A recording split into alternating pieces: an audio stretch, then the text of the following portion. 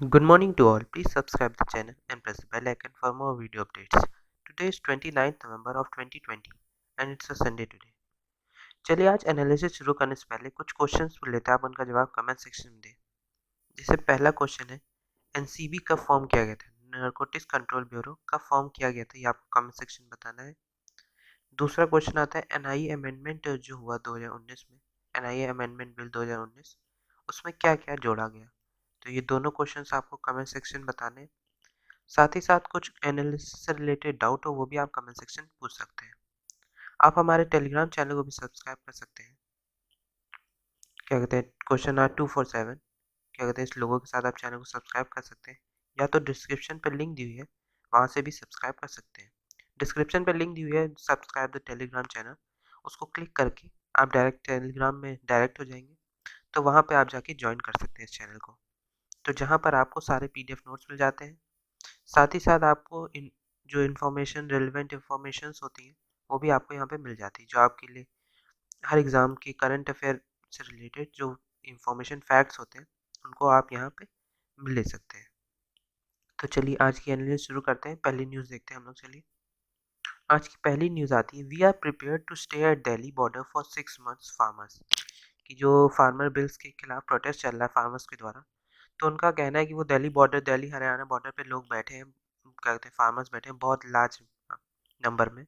तो इसमें वही कहा गया है कि उन्होंने कहा है कि हम दिल्ली बॉर्डर पे 6 महीने भी रह सकते हैं अगर हमें प्रोटेस्ट करना हुआ तो ऐसा फार्मर्स का कहना है। तो वो पूरी तरह से इस न्यूज़ में वही बताया गया है, जो फार्मर बिल्स आए 3 नए, जो सेंटर ने नए फार्मर बिल्स लाए, तो उसी पर पूरी तरह से ये प्रोटेस्ट है, और सही भी है, प्रोटेस्ट करना चाहिए। और क्या कहते हैं, इन लोगों को गाँव दिया गया है, बोआरी गाँव, लेकिन वो लोग कह रहे हैं कि हम वहाँ नहीं जाके कि जंतर मंतर में जाएंगे, तो वहाँ पे अलाउड नहीं है, तो इसलिए ये लोग अलग ही अपना क्या कहते हैं बॉर्डर पे ही प्रोटेस्ट कर रहे हैं। तो क्या कहते हैं, इसलिए प्रोटेस्ट काफ़ी लार्ज अमाउंट में भी है, कई जगह क्या कहते हैं रोड ब्लॉक भी की गई है इनकी द्वारा, तो सब लोगों को दिक्कतें हो रही हैं, जो नॉर्मल पब्लिक उनको भी दिक्कतें हो रही हैं। तो कुछ लोग इनको सपोर्ट भी कर रहे हैं, कुछ लोग इनको अगेंस्ट भी हैं, जो कह रहे हैं कि इनके कारण दिक्कतें हो रही हैं, लेकिन इनको सपोर्ट में काफ़ी लार्ज अमाउंट है, क्योंकि फार्म बिल जो आए हैं वो गलत है, ऐसा इन लोगों का मानना है, और लोगों का भी बहुत लार्ज अमाउंट में मानना है ऐसा। तो चलिए इस न्यूज़ में यही था कि जो दिल्ली बॉर्डर पे इन लोगों का प्रोटेस्ट चल रहा है फार्म बिल्स के। चलिए अगली न्यूज़ देखते हैं। अगली न्यूज़ आती है, PM take stock of vaccine development by 3 firms, की पीएम ने वैक्सीन डेवलपमेंट जो 3 फर्म्स बना रही हैं वैक्सीन, जिनकी फीस 3 ट्रायल्स में है, तो उनसे देखा कि कितना स्टॉक उनका बन चुका है, वैक्सीन डेवलपमेंट कितना हो चुका है, उसके बारे में जानकारी ली। वो अहमदाबाद गए, हैदराबाद गए, पुणे गए, तीनों जगह पे जो वैक्सीन डेवलपमेंट अलग अलग कंपनियां कर रही हैं उनसे बात की। पहले वो गए अहमदाबाद, जो जाइडस सेडिलियास मैन्युफैक्चरिंग फैसिलिटी है वहाँ गए, क्या कहते हैं अहमदाबाद में, जहाँ पे एक वैक्सीन बन रही है जायकोविड डी, जो अगस्त से में है। अभी phase 2 clinical trials of the vaccine का चल रहा है, तो उसमें देखा गया कि उसका कितना अमाउंट बन चुका है, कितना स्टॉक उसका अवेलेबल है। तो ऐसा कहा जा रहा है कि the company was aiming to complete the vaccine trial by March 2021, की जो ये कंपनी है वो साइड जाइडस कैडिलिया, उसका एम था कि वो मार्च 2021 तक इसके सारे ट्रायल्स जो होते हैं उसको कंप्लीट कर लें और उसके बाद वैक्सीन को लॉन्च करें। तो देखना है क्या होता है। फिर फिर नेक्स्ट उन्होंने विजिट किया जेन्यूम वैली हैदराबाद, जहाँ पे कोवैक्सीन का प्रोडक्शन चल रहा है, कैंडिडेट डेवलपमेंट, जो Indian council of medical research के साथ मिलकर काम कर रहे हैं, जो 26,000 वॉलंटियर्स के ऊपर टेस्ट हो चुकी है। तो अभी भी ये फेज़ 3 ट्रायल में ही है। उसके बाद मिस्टर मोदी गए serum institute of India, SII Pune, जहाँ पे मेजर जो एस्ट्राजेनेका है और जो ऑक्सफोर्ड यूनिवर्सिटी है, जिन्होंने मिलके कोविशील्ड वैक्सीन जो है उसको उसका प्रोडक्शन चालू किया है, तो वो भी अभी पूरी तरह से अप्रूव नहीं है, क्योंकि उसकी भी अभी कुछ ट्रायल्स बाकी हैं। तो लेकिन सबका प्रोडक्शन चालू हो गया वैक्सीन डेवलपमेंट, क्योंकि उनकी एफिशिएंसी ज़्यादा अच्छी तो नहीं, लेकिन है एफिशिएंट है थोड़ी बहुत, तो जिसके कारण जो स्प्रेड है इतना ज़्यादा उसको हम लोग रोक पाएंगे, तो ऐसा पीएम का मानना है। तो चलिए ये 3 जगहों पे गए जो वैक्सीन डेवलपमेंट इस वक्त चल रहा है, जहाँ जहाँ पे अहमदाबाद, हैदराबाद, पुणे। चलिए देखते हैं अगली न्यूज़। अगली न्यूज़ आती है, India to host SCO summit tomorrow, कि SCO मतलब शंघाई कोऑपरेशन ऑर्गेनाइजेशन जो समिट है उसको कल इंडिया होस्ट करेगा। इसमें मोदी और इमरान खान दोनों लोग इस वर्चुअल मीटिंग को होल्ड नहीं करेंगे, बाकी 6 पीएम जो है वो लोग इस मीटिंग को होल्ड करेंगे। तो इसमें वही बताया गया कि इंडिया होस्ट करेगा head of governments council meeting of the 8 nation जो है शंघाई कोऑपरेशन ऑर्गेनाइजेशन, जिसमें 8 नेशंस हैं, उसको होस्ट करेगा इंडिया, जिसमें जो चेयर की जाएगी vice president M Venkaiah Naidu द्वारा। तो अब देखना है क्या होता है, तो हम लोग देख लेते हैं कि एससीओ होता क्या है, शंघाई कोऑपरेशन ऑर्गेनाइजेशन, इसको अलग से देख लेते हैं। शंघाई कोऑपरेशन ऑर्गेनाइजेशन इसे बनाया गया था 2001 में, इसका हेडक्वार्टर बीजिंग चाइना में है। इसका ज्योग्राफिक एक्सटेंट ये है कि एक सिग्निफिकेंट ऑर्गेनाइजेशन है जिसका वास्ट ज्योग्राफिक एक्सपेंस है, जो इम्पोर्टेंट है सेंट्रल एशिया, साउथ एशिया और एशिया पैसिफिक रीजन के लिए। ये एक मेजर यूरेशियन ऑर्गेनाइजेशन है जो रिप्रेजेंट करता है half of the world population को। ये एक परमानेंट इंटरगवर्नमेंटल इंटरनेशनल ऑर्गेनाइजेशन है। इसके मेंबर स्टेट्स हैं Kazakhstan, China, Uzbekistan, Pakistan, Russia, Tajikistan, Uzbekistan. और इसके 4 जो ऑब्जर्वर स्टेट्स हैं और वो है अफगानिस्तान, बेलारूस, ईरान और मंगोलिया।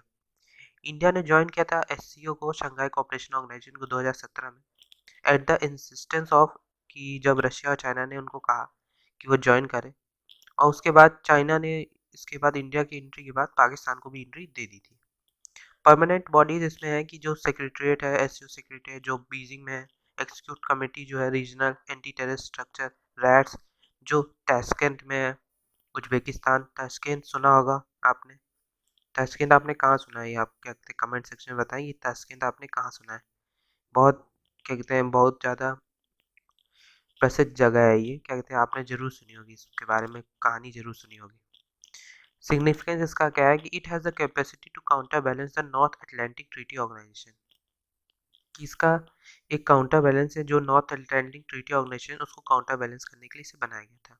इसका मैंडेट क्या है कि जो इकोनॉमिक, पॉलिटिकल, कल्चरल और रीजनल सिक्योरिटी ऑर्गेनाइजेशन है उसको स्टार्ट ऑफ करना, ऐसा इसका वर्क है। तो चलिए अगली न्यूज़ देखते हैं हम लोग। अगली न्यूज़ आती है NGT seeks report on illegal water extraction, कि जो इलीगल वाटर एक्सट्रैक्शन हो रहा है दिल्ली में उसको देखने के लिए एनजीटी ने एक रिपोर्ट बनाई है। तो इसमें इंपॉर्टेंट आता है एनजीटी, हम लोग एनजीटी को देख लेते हैं। एनजीटी एनजीटी स्टैब्लिश किया गया था 2010 में under national green tribunal act के द्वारा। एक इन्वायरमेंटल कोर्ट है जो डिसीजन लेती है इन्वायरमेंटल मैटर्स, प्रोटेक्शन और क्या कहते हैं कंजर्वेशन ऑफ फॉरेस्ट के लिए। ये मेनली इसका judicial power civil environmental matters पे वर्क करता है। इसका प्रिंसिपल है प्रिंसिपल ऑफ नेचुरल जस्टिस। इसका स्ट्रक्चर क्या है, इसमें एक चेयरपर्सन होते हैं, जुडिशियल मेंबर्स होते हैं, एक्सपर्ट मेंबर्स होते हैं। जो इसका चेयरपर्सन होता है वो अपॉइंट किया जाता है सेंट्रल गवर्नमेंट द्वारा सीजीआई के साथ कंसल्ट करके। एक सिलेक्शन कमेटी बनाई जाती है सेंट्रल गवर्नमेंट द्वारा जुडिशियल मेंबर्स और एक्सपर्ट मेंबर्स को अपॉइंट करने के लिए, जिसमें एटलीस्ट 10 और मैक्सिमम 20 जुडिशियल मेंबर्स और एक्सपर्ट मेंबर्स अपॉइंट किए जा सकते हैं। इसके पावर्स एंड जुडिक्शन ये है कि ये 7 लॉज हैं जिनके अंदर ये अपने सिविल केसेस को हैंडल करती है। ये 7 लॉज हैं the water prevention and control of pollution act 1974, the water prevention and control of pollution act 1977, the forest conservation act 1980, the air prevention and control of pollution act 1981, the environment protection act 1986, the public liability insurance act 1991 और the biological diversity act 2002। तो ये 7 laws हैं, इनके अंदर ही इनके जो laws हैं, इनके जो रूल्स हैं, उनके हिसाब से ही एनजीटी वर्क करती है और क्या कहते हैं देखती है कि जो उसने जुरिडिक्शन दिया है, जो क्या कहते हैं केसेस हैंडल किए हैं सिविल इन्वायरमेंटल मैटर्स जो है इन्वायरमेंट से रिलेटेड, उन पर ये डिसीजन इन्हीं 7 लॉज के अंदर देती है। चलिए अगली न्यूज़ देखते हैं। अगली न्यूज़ आती है green light for semi high speed train line, की जो अप्रूवल मिल गया है semi high speed train line के लिए जो बनने वाली है, क्या कहते हैं तिरुवनंतपुरम से कासारगोड तक, responding to NITI Aayog Kerala lists measures to reduce cost, कि उसको कॉस्ट जो है उसकी बनने की उसको कम करने की बात की गई है। तो ये जो रेल प्रोजेक्ट है उसके बारे में ये बताया गया, ये देखिए पूरी लाइन है तिरुवनंतपुरम, चेंगू, कोट्टयम, एर्नाकुलम, थ्रिसूर, तिरूर, कोझिकोड, कन्नूर, कासारगोड। तो ये पूरी तरह से लाइन जो है ये सेमी हाई स्पीड ट्रेन की लाइन है जो बनने वाली है, जिसके एस्टिमेटेड कॉस्ट लगभग 63,941 करोड़ है। क्या कहते हैं और is viable and feasible that the cost per kilometer की कॉस्ट आएगी लगभग जो क्या कहते हैं 120.77 करोड़ आएगी लगभग। तो देखना है कि क्या होता है, कितना कब तक बनती है, और ये बन जाएगी तो काफ़ी हेल्पफुल होगा साउथ में लोगों के लिए। चलिए अगली न्यूज़ देखते हैं। अब आती है साइंस एंड टेक्नोलॉजी पेज पे। इसमें आज मेनली आता है साइंस एंड टेक्नोलॉजी से रिलेटेड न्यूज़ काफ़ी आती है। तो पहली न्यूज़ देखते हैं हम लोग, स्मॉल न्यूज़ से चालू करते हैं। पहली न्यूज़ आती है फिंच सॉन्ग्स। ये जो बर्ड आप देख रहे हैं इसका नाम है, क्या कहते हैं, फिंच, ज़ेब्रा फिंच इसका नाम होता है, इस बर्ड का नाम। तो इसमें माना गया है, इस न्यूज़ में बताया गया है कि जैसे ह्यूमंस रिकॉग्नाइज कर सकते हैं फैमिलियर वॉइसेस की, जो आवाज़ें सुनते रहते हैं लोगों की, उनको जान सकते हैं कि किसकी आवाज़ है, उसी तरह ये जो ज़ेब्रा फिंच है ये भी 50 लगभग 50 इंडिविजुअल्स की आवाज़ पहचान सकता है और कई महीनों तक पहचाने रह सकता है कि किसकी आवाज़ है। तो लगभग 50 इंडिविजुअल्स की आवाज़ ये पहचान सकता है, और काफ़ी रेयर बात है कि क्या कहते हैं, ऐसा स्टडी में फाउंड हुआ जो पब्लिश की गई थी साइंस एडवांसेस में, जिसमें सब बताया गया है। तो ये अगली न्यूज़ देखते हैं हम लोग। अगली न्यूज़ इस ऐसा ही है कि रैंडम बायोकेमिस्ट्री, एक स्टडी पब्लिश हुई थी नेचर में, जिसमें साइंटिस्ट फ्रॉम ईटीएच ज्यूरिस में जनरेट किया एक ह्यूज रैंडम मेंबर जो biochemical means for the first time. ये एक डीएनए सिंथेसिस होगा विद 64 बिल्डिंग ब्लॉक पोजीशंस, जिसमें one of the four basis randomly fitting into each. लगभग जनरेट करेंगे 12 मेगाबाइट ऑफ डाटा को ये जनरेट करेगा। तो ये भी काफ़ी बड़ी बात है। चलिए अगली न्यूज़ देखते हैं हम लोग। अगली न्यूज़ आती है, pilot study finds potential sine signal indicative of loss of tone in blood vessel after cardiac surgery. कि जैसे हमने देखा है कि कार्डियक सर्जरी इस कोरोना वायरस पीरियड में बहुत ज़्यादा हुई है, क्योंकि कार्डियक अरेस्ट कोरोना के कारण भी लोग जो एजेड लोग होते हैं अबव 50 और 60, उनको क्या कहते हैं कार्डियक अरेस्ट कोरोना वायरस के कारण हो जाता है। तो उसके कारण कार्डियक सर्जरी बहुत ज़्यादा देखी गई है, और जो effective cardiac surgery corona virus के, अगर किसी को कोरोना है तो बहुत ही मुश्किल थी, और उसमें उनका रिस्क बहुत हाई होता है। तो इसमें एक टर्म आता है वैसोप्लीजिया। वैसो का मतलब होता है ब्लड वेसल्स और प्लीजिया का मतलब होता है पैरालिसिस। कि हमने देखा है कि जो पेशेंट होते हैं जिनका लो ब्लड प्रेशर होता है, या प्रेजेंस ऑफ नॉर्मल या increase output of blood from the heart होता है, when this occurs as a complication of cardiopulmonary bypass surgery, इसमें चांस होता है कि lead to multiple organ failure. कि इसके कारण जब ये बाईपास सर्जरी होती है तो ऑर्गन फेलियर, कई ऑर्गन फेलियर होने की चांसेस होते हैं, इवन डेथ होने के भी चांसेस होते हैं। तो स्टडी में फाउंड हुआ है कि कैसे ये, इस पूरी स्टडी में बताया गया है कैसे क्लिनिशियन जो कंप्यूटेशन बायोलॉजिस्ट हैं या बायोटेक्नोलॉजिस्ट हैं वो लाएं ये नई इफेक्टिव वे से कैसे वे कार्डियक सर्जरी कर पाएँ। तो इस पूरे में वही कार्डियक सर्जरी के बारे में बताया गया है, तो एक स्टडी में बताया गया था, तो उसी पूरे में ये बताया गया है। चलिए अगली न्यूज़ देखते हैं। अगली न्यूज़ आती है, new species of gecko found in the Eastern Ghats. कि ये जो लिजार्ड की नई स्पीशीज फाउंड हुई है गेको, वो भी एक लिजार्ड की स्पीशीज होती है। 12 species to be discovered outside the Western Ghat, की वेस्टर्न घाट के बाहर ये 12 स्पीशीज होगी डिस्कवर की गई है।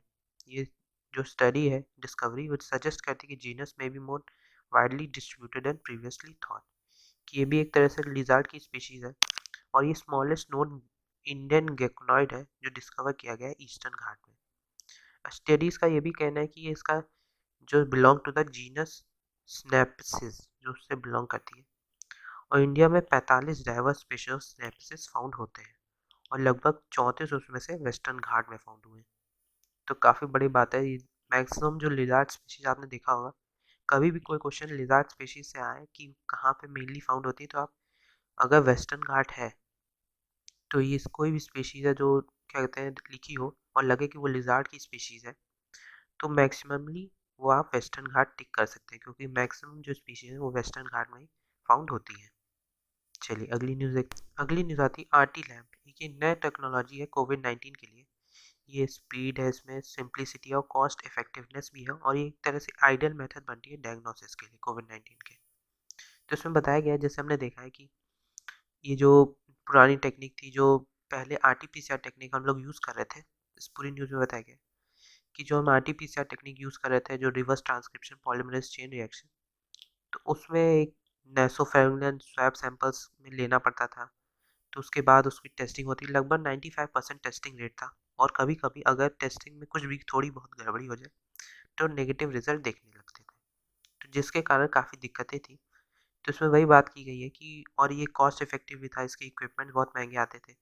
और जो अब नई टेक्निक आई है RT lab, reverse transcriptase loop mediated isothermal amplification technology, ये एक तरह से one step nucleic acid amplification है जो मल्टीप्लाई कर देती है आरएनए को, कई जो पहले कन्वर्ट करती है सीडीएनए में, कॉपी ऑफ डीएनए, फिर रिवर्स ट्रांसक्रिप्शन से, फिर उसके बाद इस डीएनए को एम्पलीफाई किया जाता है लैम्प टेक्निक से, और लैम्प टेक्निक से ये क्या कहते हैं यूज फॉर वेस्टर्न कंट्रीज। ये का उसके बाद फिर उसके बाद डीएनए को लैम्प टेक्निक से एम्पलीफाई करके टेस्टिंग हो जाती है कि कोरोना है कि नहीं। तो इस टेक्निक को तो पहले बहुत सालों से, लगभग 5 साल से बाहर की कंट्रीज में यूज़ किया जाता था, लेकिन ये पहली बार इंडिया में यूज़ की जा रही है। तो ये लैम्प टेक्नोलॉजी बताया गया कि ये क्या कहते हैं, इसे वैलिडेशन भी मिला है Indian council of medical research के द्वारा। इसकी सेंसिटिविटी लगभग 98.7% बताई गई और स्पेसिफिसिटी लगभग 100%। तो ये पीसीआर टेक्नोलॉजी से काफ़ी अच्छी है। तो इसको यूज़ करना है, ये एक तरह से आइडियल टेक्नोलॉजी भी बन सकती है डिटेक्टिंग कोविड-19 के लिए। तो इस पूरी न्यूज़ में यही बताया गया है। तो चलिए आज के लिए इतना ही। Thank you very much. अगर आपने चैनल को सब्सक्राइब नहीं किया तो चैनल को सब्सक्राइब कर दें और प्लीज़ लाइक बटन जरूर दबा दें। Thank you very much.